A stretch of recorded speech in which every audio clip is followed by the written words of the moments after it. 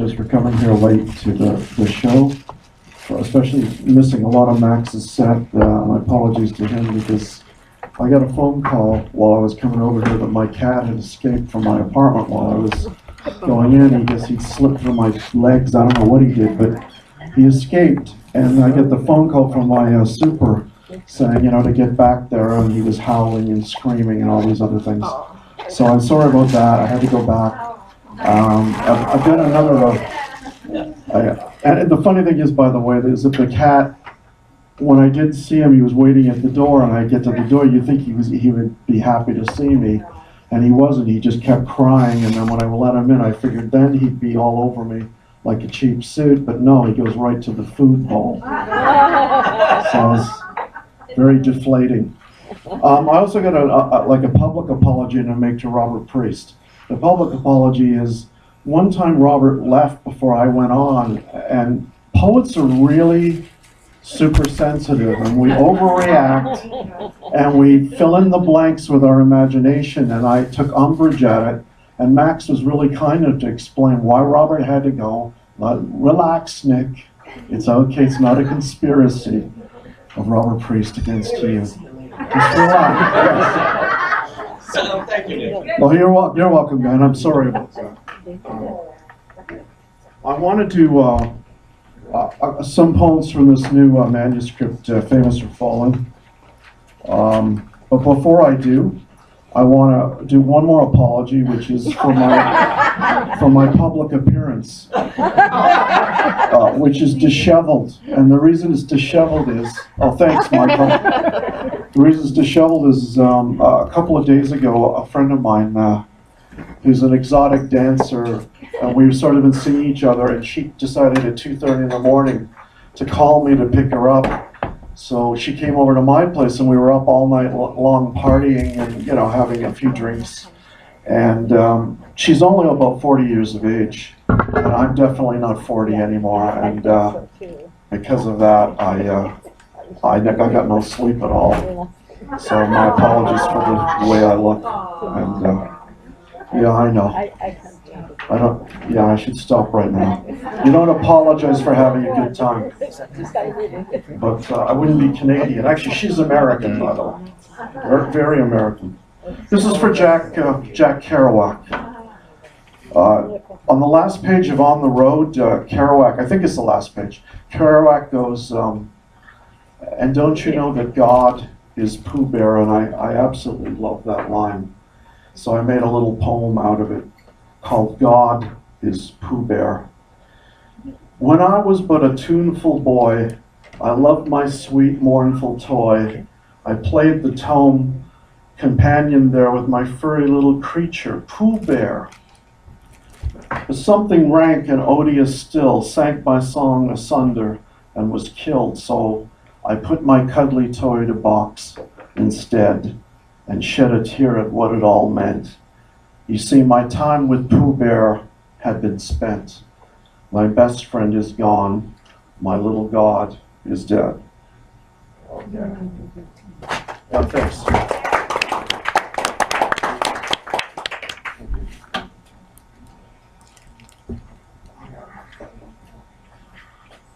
This is a poem about God also. It's called I Made a God Out of...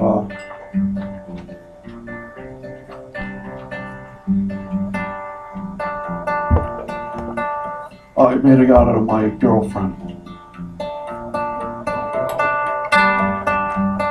And while I'm doing it, my friend Michael Jansen, who's an art teacher and a major artist of his own accord, is going to be doing some sort of painting interpretation of something I'm doing. I made a God out of my girlfriend. I loved her so. I made a God, her heart and body, her body and soul. I made a God, everything she said and everything she did. I made a God out of the way she used to give me head. I made a God out of the way we used to walk down the hall. I made a God out of the way we used to have such a ball. I made a God out of this and that and that and this. But you know, my friends, I'm in heavenly bliss, 'cause I believe in God. I believe in God. I believe in God. But I might change my mind tomorrow.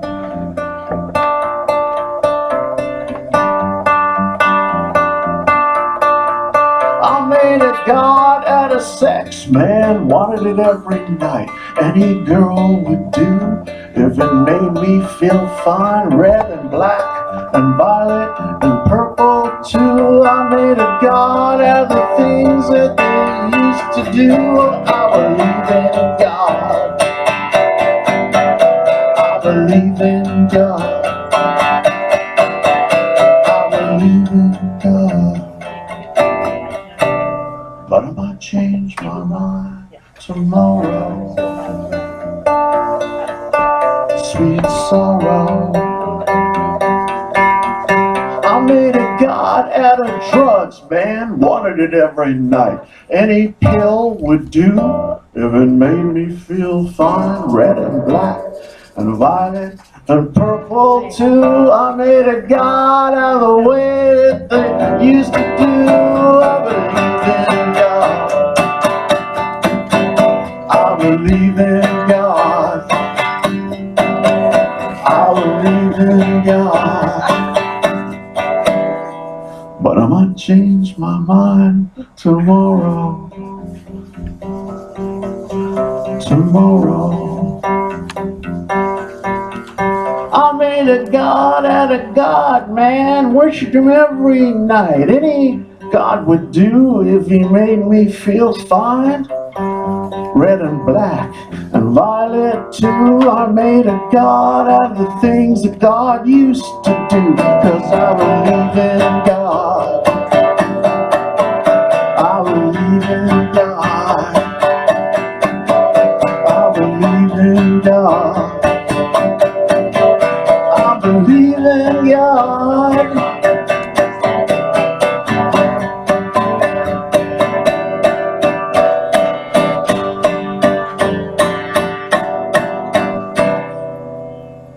But I might change my mind tomorrow. Thank you. Thanks very much.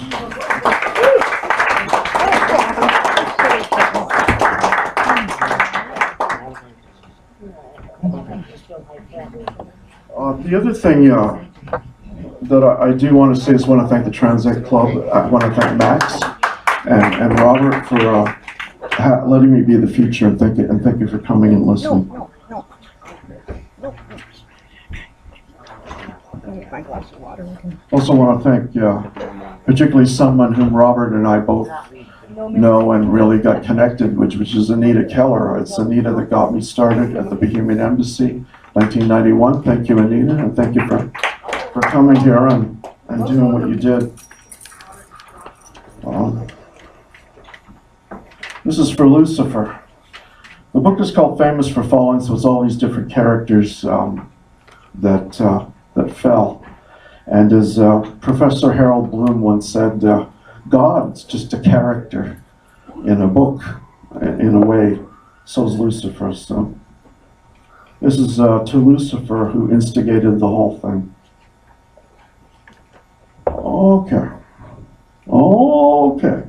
Half the brain is a spark.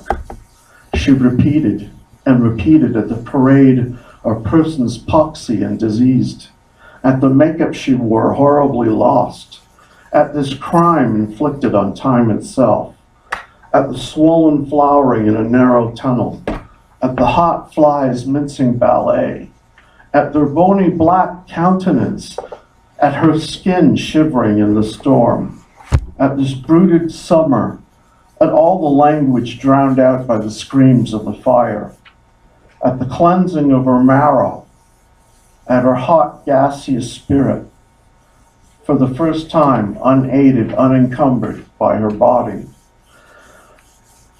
Hovering over the little villages and the little towns and the cities that never deigned to notice, that never cared, at Satan, who instigated the whole thing.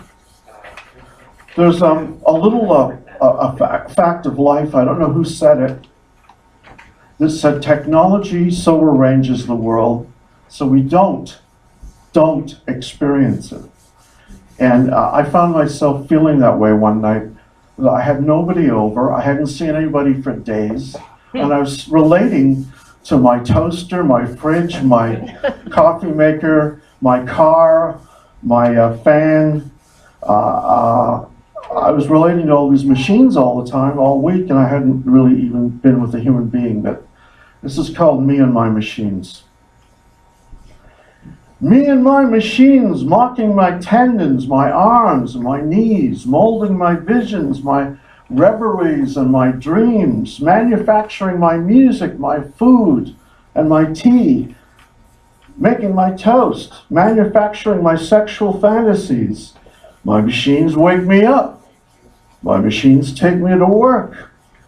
My machines make me up for the company that never comes.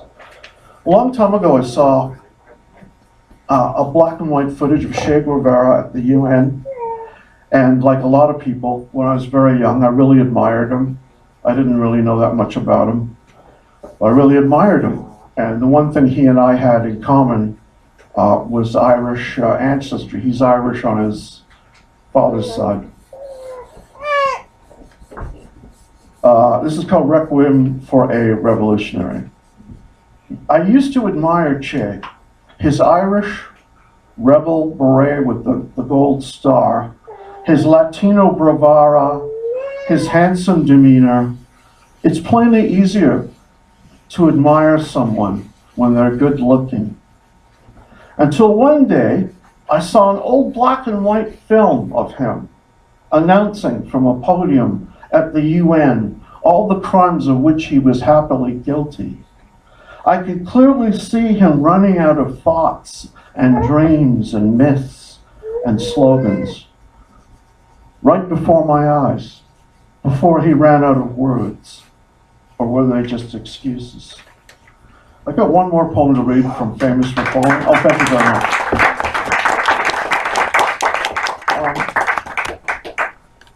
Just a second.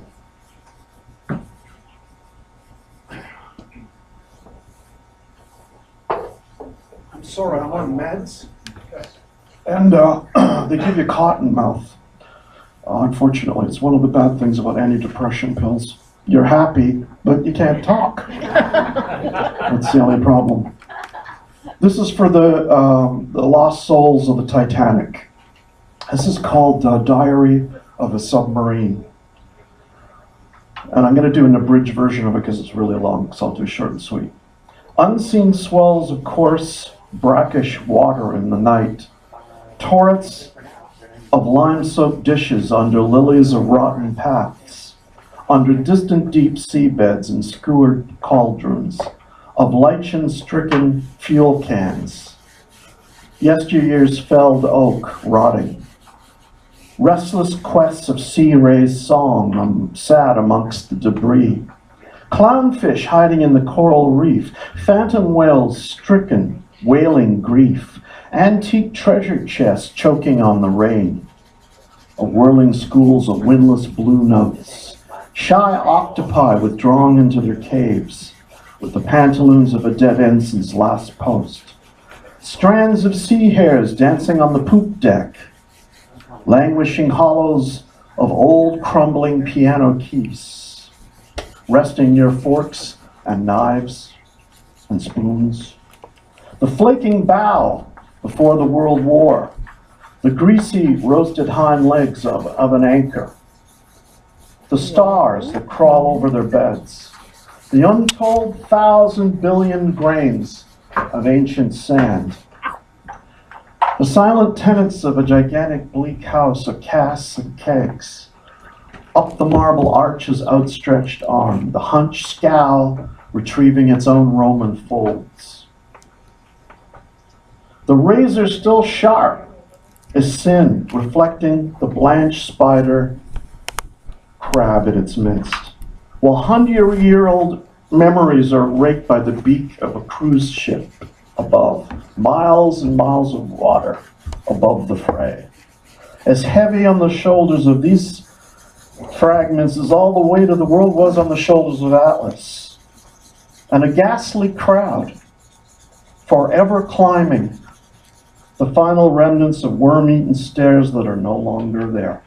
And that's for the lost souls of the Titanic. Okay, thank you.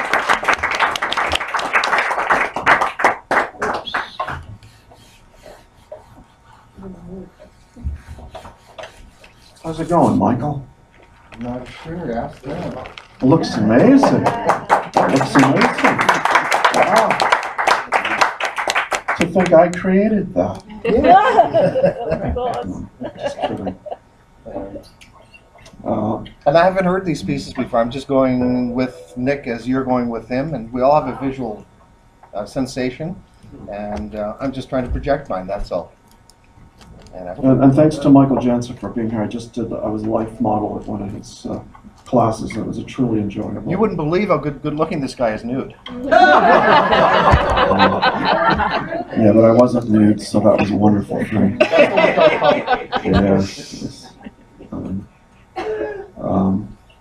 Okay. Shall I play?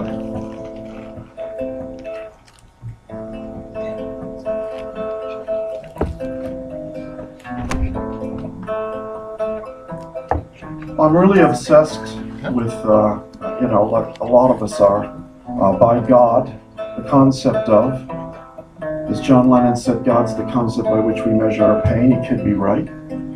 But I think the pain for me, and for most of us is, and why a lot of us go insane, is because we have no idea what's going to happen to us when we die. There's no real way of knowing. You need to read the Bible, but one thing's for sure, God threw us into this little maelstrom, and, we're here. And it's called God is a Romantic Scientist.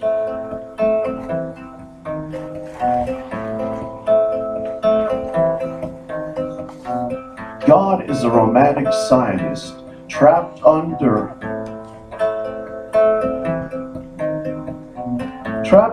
experiments from long years before and then, heaps and heaps of cold-hearted bodies, misshapen and misshown.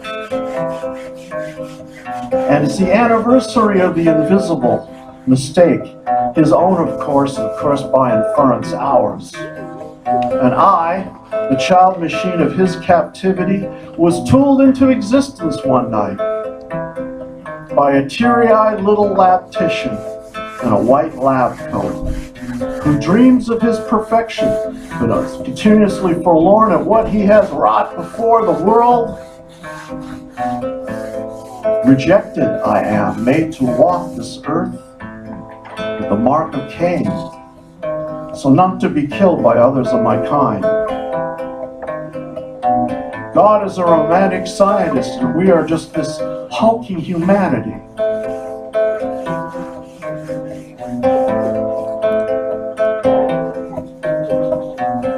And I, the child machine of his captivity, I'm now alone, walking the earth again, wandering in the moonlight, not knowing who my parents are.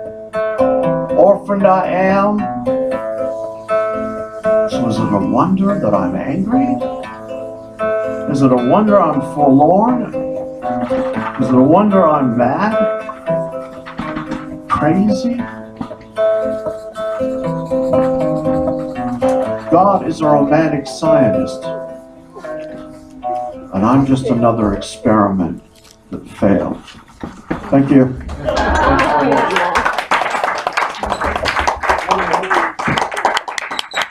One more poem. It's from a book of long ago that Robert was kind enough to, and did a fantastic job editing, which is Tyranny of Love. I was so hopeful that Robert could have been there. He couldn't be. He was out west at the time. Because the book launch was the most amazing day of my life, because over 200 people showed up. And it was very, very moving experience for me. But anyway, thanks again to Robert for editing this. I'm going to do another poem on God. called God Without the Price.